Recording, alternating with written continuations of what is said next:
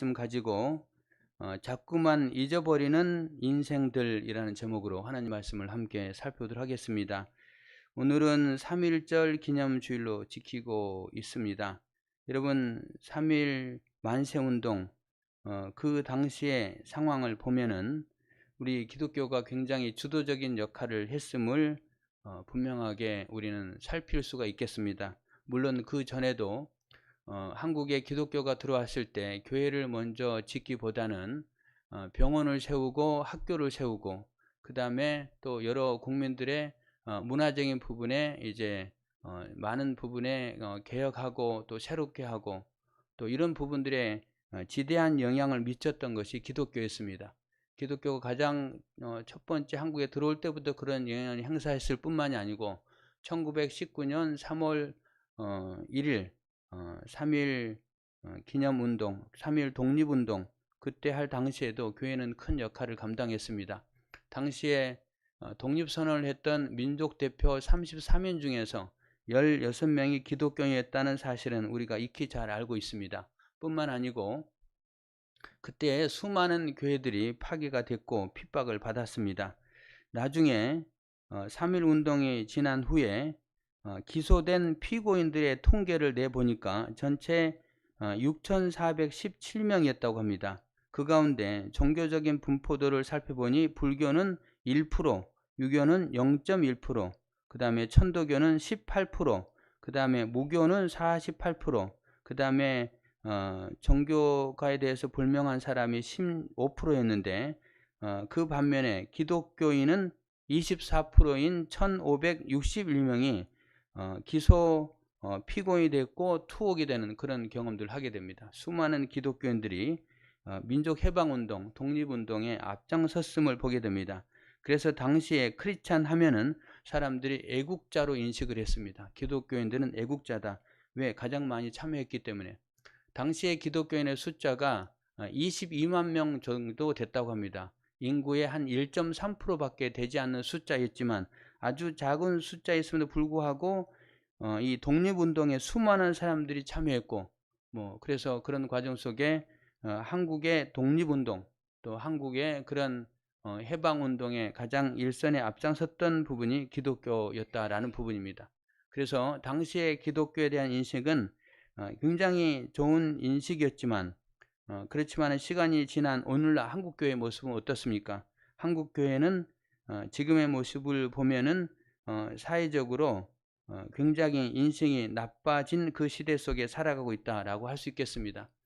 한국의 기독교가 이렇게 인식이 나빠진 이유가 뭐겠습니까? 여러 가지 이유가 있겠지만 그 중에 대표적인 것 하나는 바로 3.1 운동을 중심으로 한 또 그 전후를 통한 일제강점기 그 시대에 우리 기독교인이 영향을 미쳤고 또 사회와 민족 앞에 또 우리나라를 위해서 헌신했던 그런 모습들 그 모습들은 지금 잊어버리고 그저 자기 교회 부흥시키는 데만 열심히 했기 때문에 오늘날 기독교에 대한 인식이 나빠지는 그런 시대가 되지 않았는가라는 생각을 해봅니다. 그렇다면 우리는 3.1 운동 당시에 기독교가 사회에 건강한 영향을 행사했던 그 아름다운 모습을 우리는 기억해야 될 것이고 다시 회복해야 될 것입니다. 여러분 각자의 위치에서 그런 부분에 우리가 해야 될 기독교인의 역할들 이런 부분들을 잘 생각하고 세상에서 빛과 소금 역할을 감당하는 일에 힘쓰는 교회원들 되기를 바랍니다. 그런 부분에 우리가 잊지 말고 기억해야 되는데 오늘 그 기억에 관한 부분을 말씀드리고자 원합니다.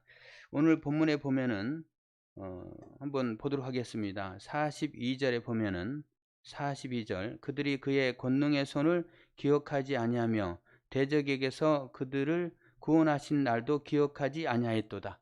기억하지 않았다라고 말합니다. 하나님이 이스라엘 백성들에게 권능을 행하셨고 또 대적들을 물리치시고 이스라엘 백성들을 구원하셨지만 그 구원의 일들을 그들이 기억하지 않았다라고 말씀하고 있습니다. 11절 말씀에도 보면은 11절 여호와께서 행하신 것과 그들에게 보이신 그의 기이한 일을 잊었도다. 그들은 잊어버렸다는 겁니다. 이스라엘 백성들이 하나님이 그들에게 베푸신 기적 또 하나님이 그들이 행하셨던 일들 그런 모든 부분들을 잊었기 때문에 문제가 발생한다는 겁니다. 우리도 잊지 말아야 된다라는 사실을 분명하게 상기했으면 좋겠습니다. 시편 78편 말씀, 큐티 말씀을 통해 살펴보는데 저는 원래 목회자들에게 이런 말이 있습니다. 목회자 한 교회에 이제 섬기면서 한 10년 정도를 섬기면 이제 설교거리가 다 바닥난다. 그래서 이제 10년 지나면은 예전에 했던 설교 또 하고 한다. 뭐 이런 말을 보통 이야기를 합니다. 뭐 여러 가지 예화를 찾고 또 좋은 교훈들을 찾고 뭐 그렇게 하지만 사실은 뭐 성경 뭐 우리가 뭐 하여튼 다들 보는 거잖아요. 그리고 또 설교의 본문도 한두 번은 다 거쳐갔던 부분이다 할 수도 있고. 그래서 이제 한 10년 지나면은 뭐 목회지를 바꾸는 게 혹시 건강한 거 아닌가 뭐 이런 이야기도 농담을 하는데 저는 개인적으로 말씀을 묵상하며 준비하면서 이제 느끼는 겁니다. 이제 최근에 느끼는 거죠. 저의 설교는요 결코 반복되지 않습니다. 무슨 말이냐? 그건 제 자랑을 하는 게 아니고요. 하나님 말씀을 볼 때마다 은혜가 돼요. 볼 때마다. 그럼 은혜를 가지고 이 앞에 서는 겁니다. 그래서 예전에 제가 살아갔던 그때 있었던 그때 받았던 성경의 은혜 그거는 다 잊어버린 것 같아요. 예, 사람은 망각하죠. 잊어버립니다. 저도 많이 잊어버렸어요. 다 잊어버렸는데 그래서 과거의 설교집을 떠들어보면 아 내가 이런 설교했구나 이런 설교했구나 느낌이 드는데 그런데 지금 이제 다시 이 본문을 보면요. 하나님이 새로운 은혜를 주셔요. 이 시편 78편도요. 굉장히 제가 마음에 느껴지는 게 많았습니다. 느껴지는 게 많았고 하나님의 마음, 그 마음도 느낄 수 있는 그런 시간들이었습니다. 그래서 이 시편 78편은요. 어떤 구도가 형성이 되어 있냐면은 하나님과 이스라엘 백성들이 자꾸 다투는 막 그냥 뭐 서로 지지 않으려고 하는 그런 그 갈등 관계가요. 이 시편 78편의 전개가 됩니다. 하나님이 일방적이지 않아요. 또 이스라엘 백성들이 절대 순종적이지도 않습니다. 이 갈등 구조의 관계 속에서 시편 78편의 내용들이 전개가 됩니다. 시편 78편은 아삽의 마스길이라고 되어 있죠. 아삽의 교훈시라는 겁니다. 그리고 무려 이 시편 78편은 72절까지 되어 있죠. 긴 성경 구절이에요. 그 긴 성경 구절 가운데 하나님께서 그 백성들에게 하시고자 원하는 말씀이 있다는 겁니다. 하시고자 원하는 그 말씀을 아삽의 후손들이 성령의 감동을 따라서 노래로 지어서 부른 게 시편 78편이라는 거예요. 이 시편 78편 가운데 하나님이 이스라엘 백성들이 행하셨던 일들을 언급을 하는데 두 군데, 대표적으로 두 군데 언급을 합니다. 가장 첫 번째로는 오늘 시편 78편 12절부터 33절 말씀까지입니다. 그래서 이 12절부터 33절 말씀의 시작은 이렇게 시작됩니다. 12절 옛적에 하나님이 애굽 땅 소환들에서 기이한 일을 그들의 조상들의 목전에서 행하셨으되 이렇게 기록됩니다. 애굽 땅 소환들에서 애굽 땅 소환들 이 소환이라는 것은요 애굽의 수도라고 생각하면 되겠습니다. 애굽의 수도 애굽의 왕이 있는 곳 뭐 이런 곳이 되겠습니다. 그곳에서 하나님이 행하셨던 일들을 기억하면서 기이한 일을 기적적인 일 놀라운 일들을 그들의 조상들의 목전에서 행하셨으되 목전에서 행하셨다. 그들의 눈앞에서 행하셨다는 겁니다. 그들이 직접 보게 만들었다는 겁니다. 그렇게 시작된 12절부터 말씀은 어떻게 전개가 됩니까? 하나님이 이스라엘 백성들이 행하셨던 일 광야길을 시작하는 그 출발점부터 광야 40년 동안 행하셨던 일들을 기록합니다. 대표적으로 몇 가지 일들을 언급하죠. 첫 번째로는 그들이 홍해 바다를 건넌 사건에 대해서 이야기를 합니다. 홍해 바다를 하나님이 건너게 하셨다는 겁니다. 좌우에 벽이 생기게 만들었고 오늘 보면은 좌우에 무더기가 생기게 만들었고 그 다음에 그들이 홍해 바다를 지날 때에 그 마른 땅과 같이 건넜다라고 이제 다른 성경에 기록되어 있습니다. 그들이 마른 땅과 같이 홍해 바다를 건너면서 애굽의 군대들이 뒤에서 추격해 오지만 그들의 추격을 피해서 무사히 안전한 곳으로 가게 되는 그런 모습 하나님이 행하셨다라고 말씀하고 있고 그 다음에 두 번째로는 낮에는 구름으로 밤에는 불빛으로 그들을 인도하셨다. 구름 기둥과 불빛으로 그들을 인도하셨다라고 두 번째 말씀합니다. 그 다음에 세 번째로는 반석을 쳐서 거기서 물이 나게 하셨다. 그 물은 깊은 땅속에서 나는 아주 좋은 물, 그 물을 나게 하셨고, 그 다음에 그 물이 나게 하실 뿐만이 아니고 시내같이 흘러서 강들이 되게 하셨다. 이렇게 표현하고 있습니다. 하나님 그렇게 하신 거예요. 이스라엘 백성들에게. 그 다음에 덧붙여서 그들이 먹을 것을 요구할 때 하나님이 그들에게 먹을 것을 주신 것도 등장합니다.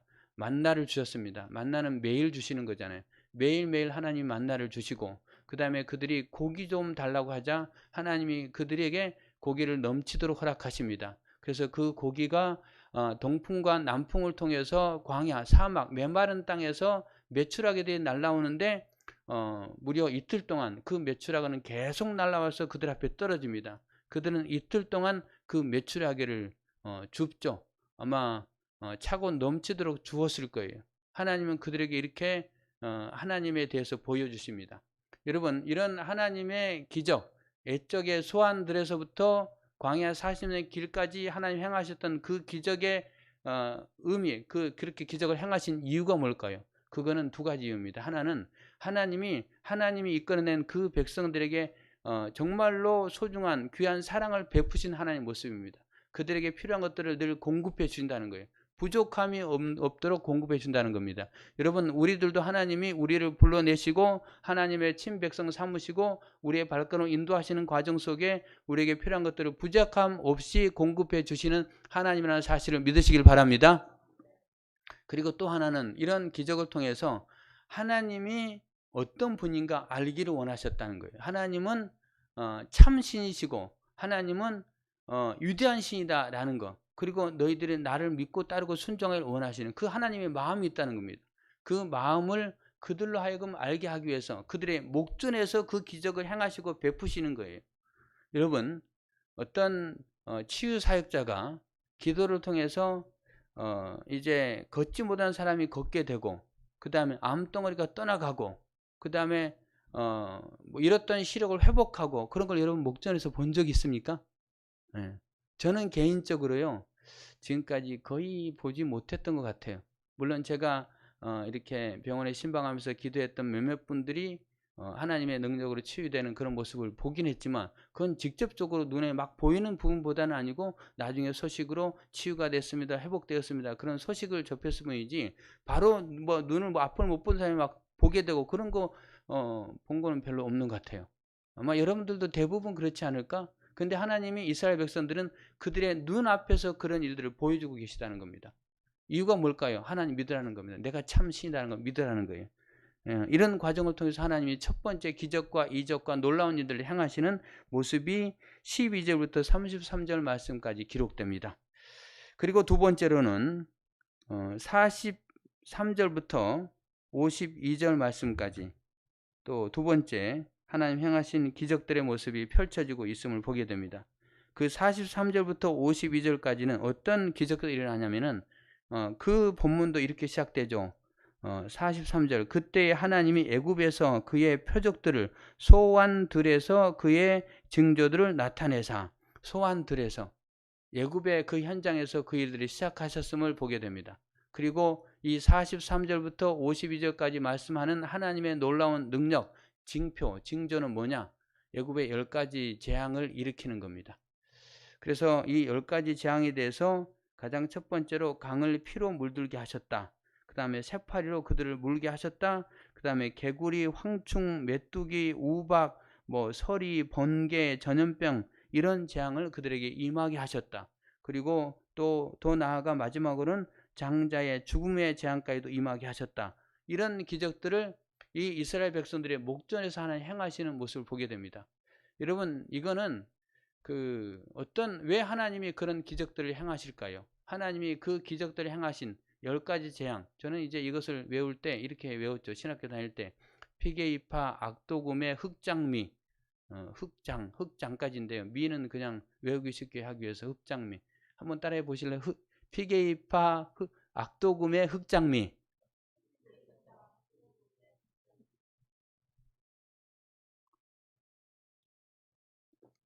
여러분, 그러면 10가지 재앙을 다 외우는 겁니다. 그래서 피 재앙, 개구리 재앙, 뭐 파리 재앙, 뭐 이렇게 쭉 외워지는 겁니다. 이런 재앙들을 행하시는데요. 여러분 이 재앙들을 행하시는 하나님의 의도가 있습니다. 그 의도는요. 애굽의 신들을 심판하는 거고요. 애굽의 신들보다도 하나님이 훨씬 더 위대한 신이다라는 걸 이스라엘 백성에게 보여주는 거예요. 애굽 사람들에게는 재앙이지만 이스라엘 백성들에게는 승리고 자기들이 이제 믿고 따를 그 하나님이 진짜 신이다, 참 신이다라는 것을 하나님이 보여주는 겁니다. 그래서 강을 피로 물렸다라는 말은요, 그들은요, 강물의 신을 믿었다는 겁니다. 강물의 그 큰 물줄기, 이걸 통해서 우리가 농사를 지을 수 있고 또 먹을 수 있고 씻을 수 있고, 그래서 강을 신으로 섬겼다는 겁니다. 그 강신을 하나님이 심판하시는 겁니다. 피로 물들여 가서 더 이상 너희들이 이 물을 공급받지 못하게 만들고 물신을 믿지 못하게 만들고 이 강물 신보다도 하나님이 더 위대한 신이라는 걸 보여주는 거예요. 그 다 마찬가지입니다. 그렇게 전개가 됩니다. 그리고 마지막 장자의 재앙은 어떤 신에 대한 심판일까요? 여러분 애굽의 사람들은요, 바로가 신이에요. 네, 파라오가 신이죠. 그래서 그 신을 하나님이 심판하신다. 바로뿐만이 아니고 바로의 아들도 신이죠. 장차 신이 될 사람이잖아요. 애굽의 바로가 된다, 애굽의 왕이 된다. 그 아들도 신입니다. 근데 그 아들을 신으로 이제 맞아들일 준비하는 그들을 심판하시는 거예요. 그 아들도 신이 아니다. 파라오도 신이 아니고 파라오의 아들도 신이 아니다. 하나님 심판하시는 겁니다. 그래서 하나님이 한 번에 그 애굽을 완전히 재앙으로 무너뜨린 게 아니고 이 애굽의 신들 하나하나를 심판하는 모습입니다. 여러분 이 두 번째 하나님이 보여주신 소환들에서부터 전개됐던 10가지 재앙의 모습, 그거는 또 어떤 의미일까요? 그 의미도요, 하나님은 이스라엘 백성들이 하나님이 우리를 얼마나 사랑하시는가, 400년 동안 노예로서 패배자로 살았는데 이제 너희들에게 승리를 내가 약속하겠다. 나를 따르면, 나와 함께 한다면 너희들에게 이제 형통함과 승리가 예비되어 있다라고 이스라엘 백성들을 사랑하셔서 보여주시는 사건입니다. 그리고 또 하나는 이제는 너희들이 더 이상 애굽신을 숭배하지 말고 애굽신을 버리고 애굽신을 잊고 나를 믿고 따랐으면 좋겠다. 또 나를 섬겼으면 좋겠다라는 하나님의 의도라는 거예요. 이게 하나님의 의도라는 겁니다. 그래서 이 10가지 재앙에는요, 분명한 하나님의 의도가 있어요. 하나님의 의도는 뭐냐면요, 애굽신과 하나님의 신의 대결입니다. 그 대결 가운데 애굽의 신들은 아무것도 아니다. 이제 내가 참신이고 내가 완전한 신이다라는 것을 이 이스라엘 백성들이 보여주고 있는 겁니다. 여러분, 그런 하나님의 의도를 분명하게 알아야 되겠습니다. 우리도 마찬가지입니다. 하나님 우리를 사랑하십니다. 그래서 우리에게 필요한 것들을 넉넉하게 풍족하게 공급해 주십니다. 할렐루야. 믿고 따른 자는 결코 망함이 없을 겁니다. 믿고 따른 자는 결코 이 세상에서 하나님이 그냥 놔두지 않을 겁니다. 그 사람을 책임져 줄 겁니다. 여러분 그 사실을 믿으시길 바랍니다. 그렇게 하면서 하나님 우리에게 바라시는 것은요, 하나님을 믿으라는 거예요. 세상의 신을 버리라는 겁니다. 그게 하나님의 의도입니다. 그렇게 하나님이 의도로 그들을 인도하십니다. 그리고 덧붙여서 하나님은 이렇게 인도하십니다. 52절에 보면 그가 자기 백성을 양같이 인도하여 내시고 광야에서 양떼같이 지도하셨도다. 그들은 양과 같은 모습이었어요. 여러분 양은 어떻습니까? 양은요, 시력이 좋지 않아서 1m, 2m 전방을 보지 못합니다.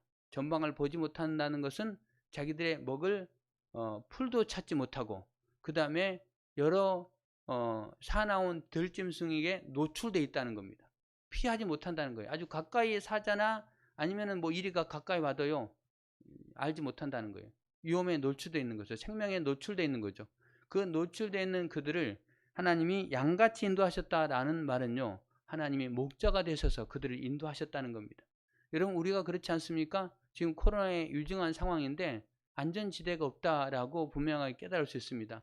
여러분 제가 이렇게 지하철 타고 왔다 갔다 하면서 또 사람들 만나면서 식당에서 식사할 때에 안전하지 못한 것 같아요. 지난 주 중에도요, 제가 그런 이야기 들었습니다. 한 분은 같은 회사 직원하고 식사했대요.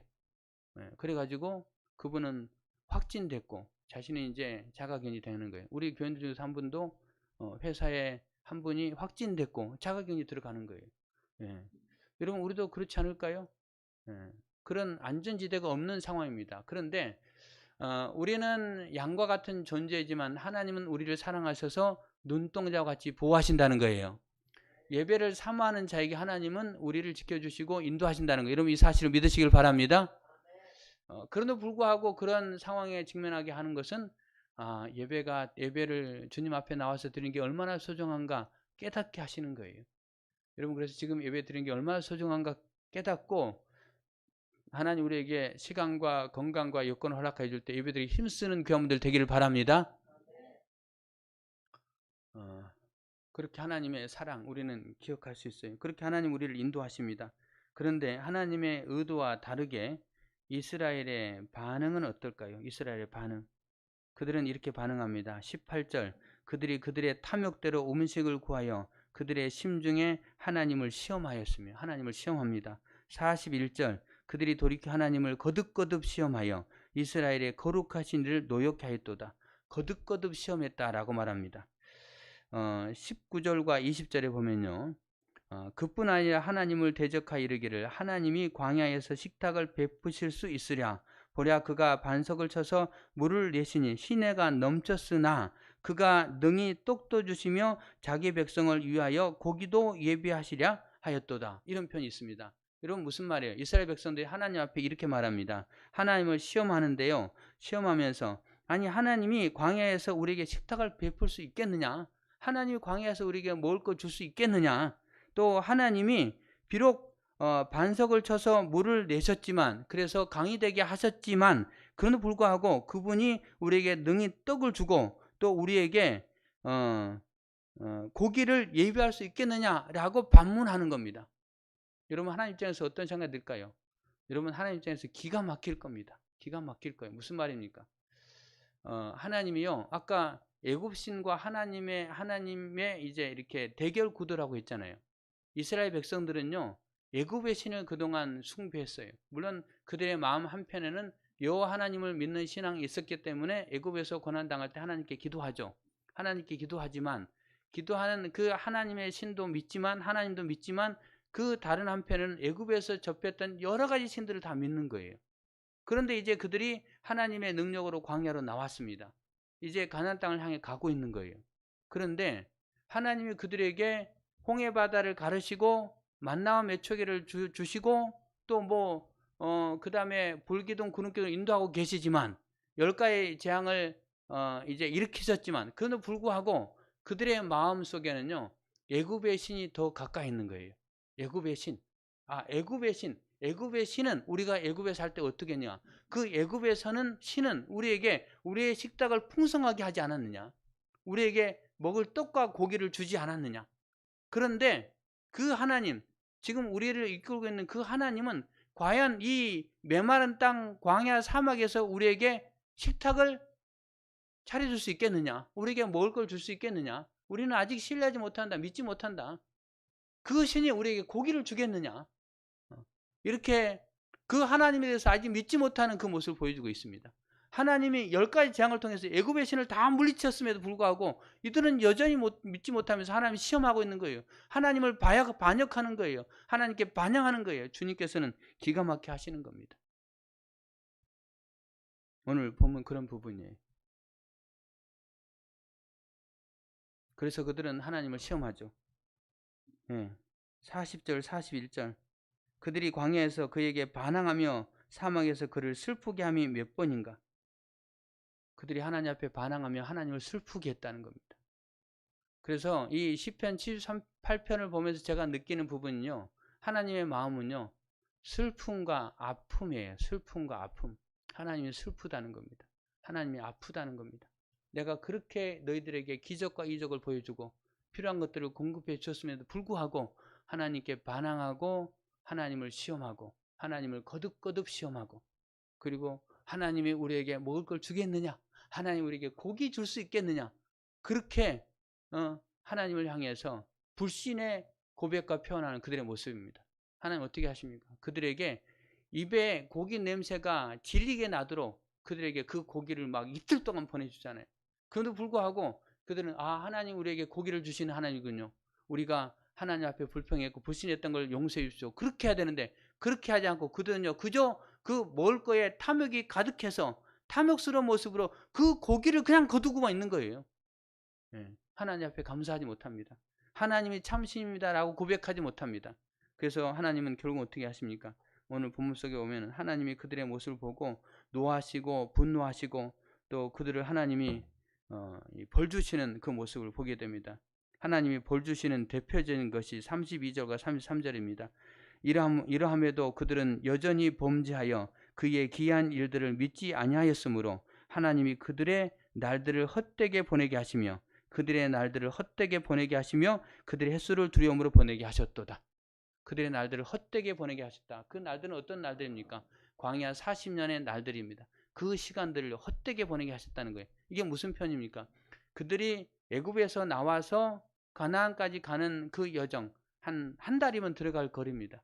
한 달이면 들어갈 거리를 40년 걸리게 하는 거예요.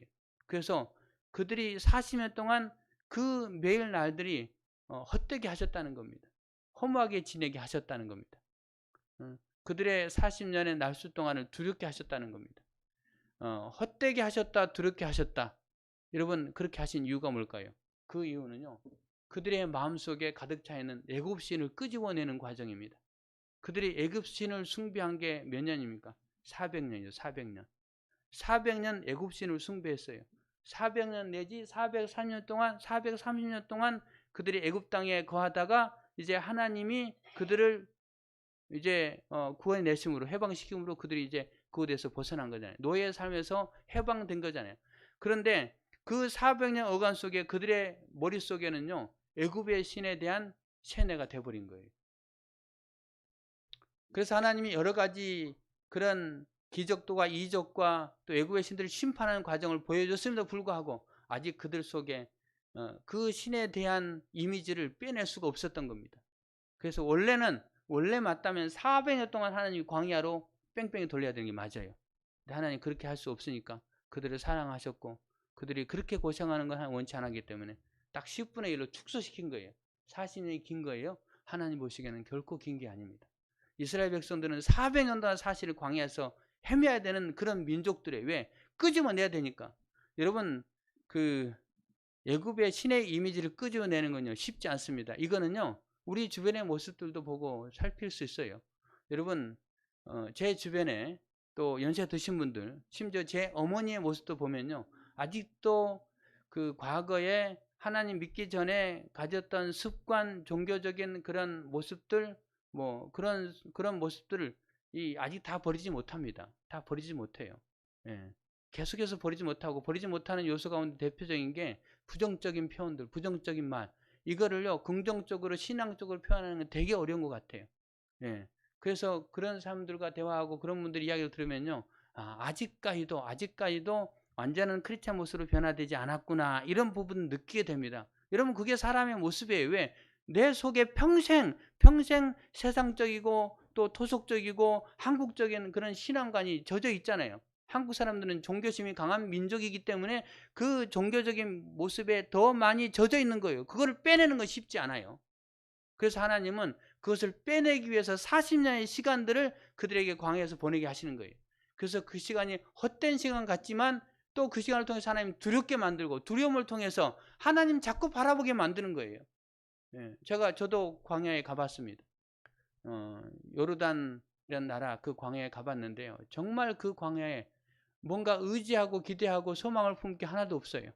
그냥 쳐다보면 다 모래사장이고 저 멀리 산이 잠깐 보이기도 하지만 그것도 멀리 있는 산이고 물은요 구경도 하지 못하고.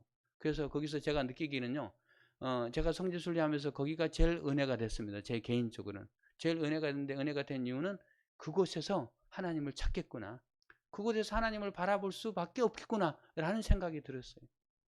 그래서 제가 그래서 은혜가 됐고 깨닫게 됐는데 하나님 바라볼 수밖에 없었어요. 하나님은요 그 광야 40년 동안 그들로 하여금 두렵게 만드시면서 하나님 바라보게 만들었다는 거예요. 이런 일들을 오늘 성경에서 이야기하고 있습니다. 자, 그렇다면 오늘 본문 이야기했는데 본문 속에서 중요한 요소가 있습니다. 어떤 중요한 요소냐면은 78장 1절 말씀부터 한 10절 말씀까지 전개되는 부분입니다. 78장 1절 내 백성이여 내 율법을 들으며 내 입의 말에 귀를 기울일지어다.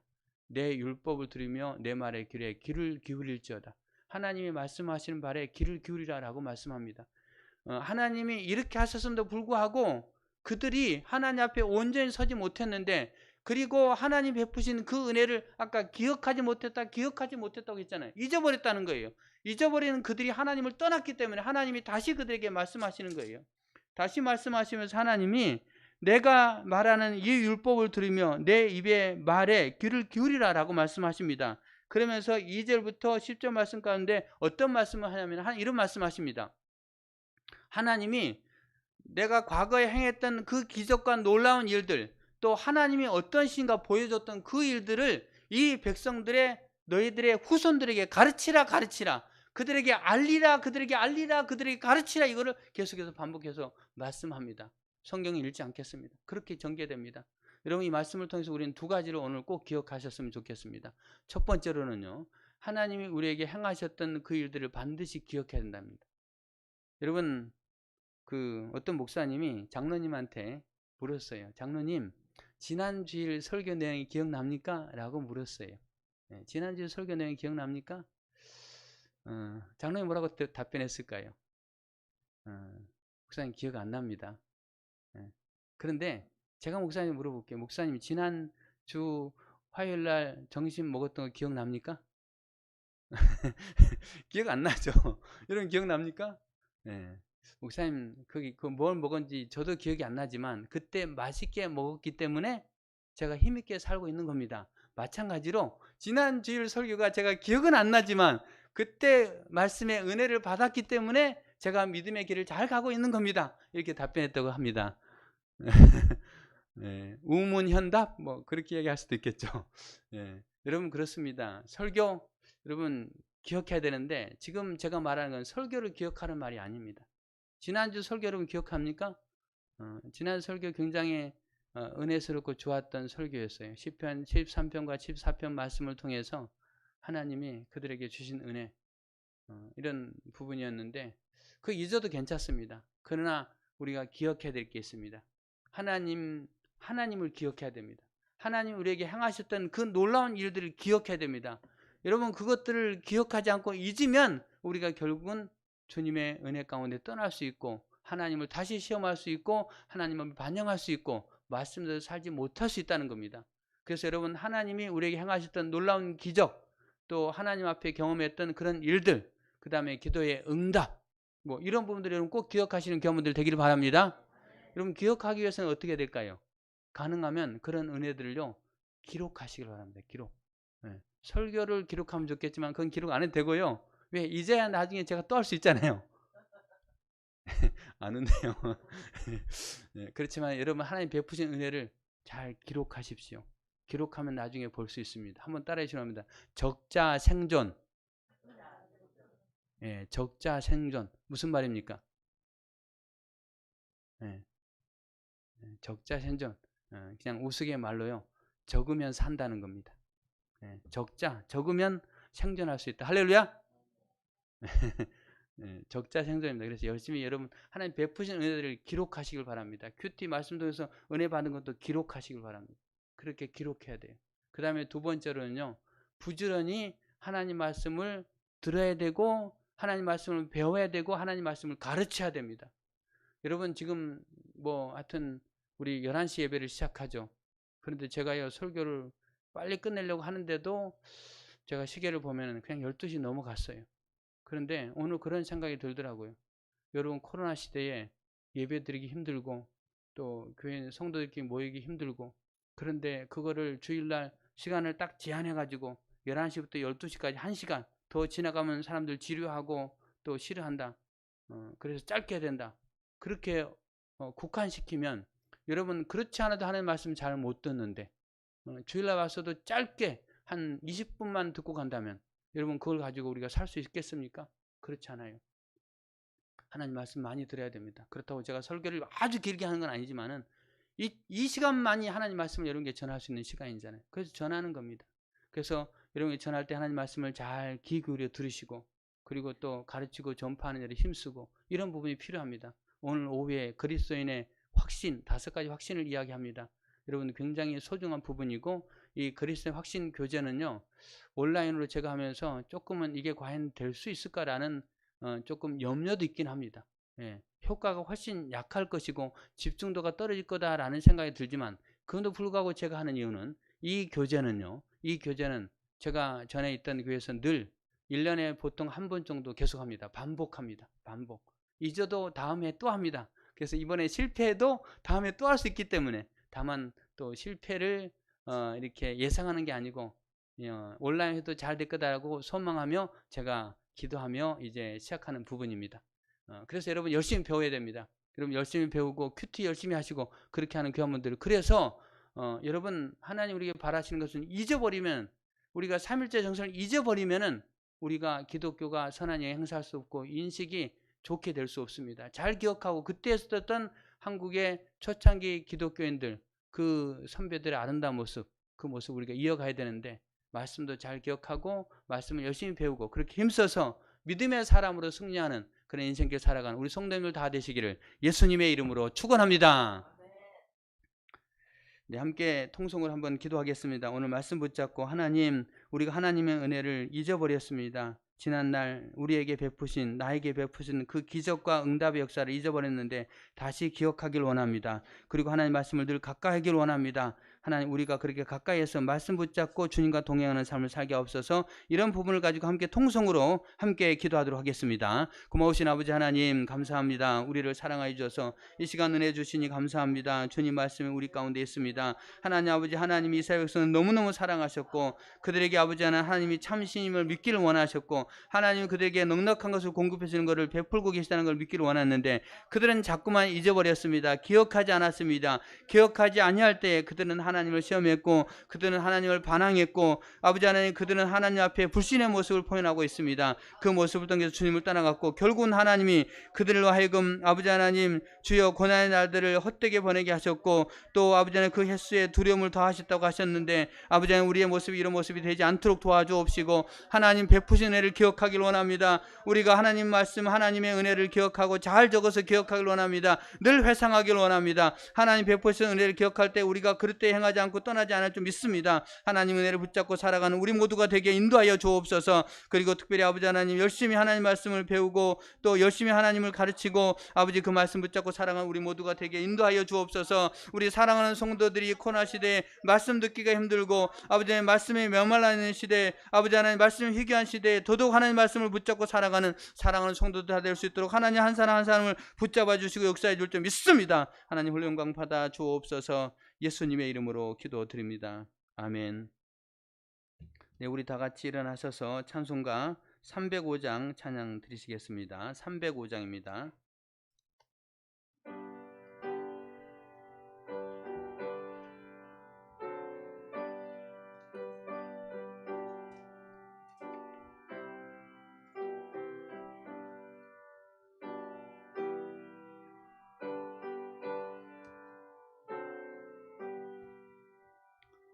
나 같은 죄인 살리신 주의 놀라와 예로웠던 생명 찾았고 광명을 얻었네. 큰 죄악에서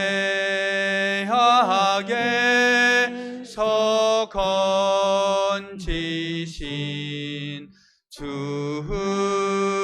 내 고마워. 나 처음 믿은 그 시간 귀하고 귀하다. 이제껏 내가 산 것도 주님의 은혜라. 또 나를 장차 본향해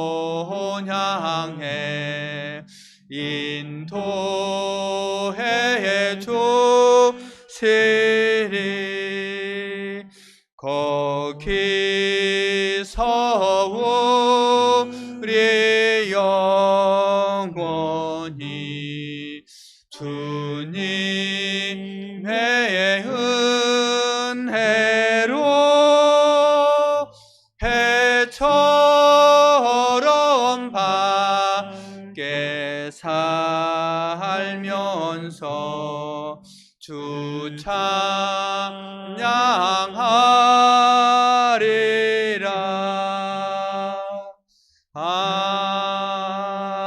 아멘. 기도하겠습니다. 고마우신 아버지 하나님, 감사합니다. 오늘 함께 뵈드리게 하시니 감사합니다. 하나님의 베푸신 은혜, 하나님 우리에게 주신 놀라운 행하신 일들을 하나님 오늘 말씀을 통해서 이스라엘 백성들의 모습을 통해서 우리에게 베푸신 은혜도 회상하게 하시고 기도하게 하시니 감사합니다. 하나님 3.1절 민족 해방 운동을 우리가 잊지 않아야 되고 대한민국을 지켜야 되는 그 소중한 부분들을 우리가 잊지 않아야 되겠습니다. 우크라이나의 전쟁의 모습을 통해서 나라가 힘을 잃으면 그렇게 고통을 당할 수 있다는 사실을 우리가 반면교사로 삼습니다. 민족을 사랑하고 나라를 사랑하고 또 무엇보다도 하나님이 이 민족을 지켜준다는 사실을 믿고 우리 믿음의 사람들이 믿음을 잘 지켜 하나님을 기쁘시게 하고 하나님 앞에 합한 모습으로 살아가므로, 그래서 하나님께서 우리 민족을 지켜주시고 우리가 복음과 선교와 또 세상에서 빛과 소금 역할을 잘 감당함으로 우리를 기쁘시게 하나님이 여기시고 이 민족을 지켜주시고 보호하심을 바로 우리가 맛볼 수 있도록 하나님 우리의 신앙을 잘 지키는 우리 모두가 되게 인도해 주옵소서. 코로나19 상황에 유중한 가운데 하나님 우리를 눈동자와 같이 지켜줄 줄 믿습니다. 때로는 우리가 그 소용돌이 속에 우리도 포함될 수 있음에도 불구하고 좌절하거나 낙심하지 않게 하시고 정지하거나 탓하지 말게 하시고 이제는 위로하고 격려하고 세워주고 또 도와주는 그런 역할들을 우리가 잘 감당할 수 있도록 도와주옵소서. 우리 주변에 고난당하는 그런 사람들을 돌아보고 살피고 돕고 나누는 그런 모습 가지고 우리가 살아갈 수 있도록 도와주옵소서. 우리의 예배의 이 환경과 현장도 유태유태함을 우리는 분명히 하나님 고백합니다. 그러나 하나님이 반드시 지켜주시고 보호해 줄 줄로 믿습니다. 예배가 계속해서 뜨거운 부흥의 역사가 일어나게 하시고 또 예배를 삼하는 자들이 모두 함께 모여 예배 드릴 수 있는 그런 능력의 현장이 될 수 있도록 도와주옵소서.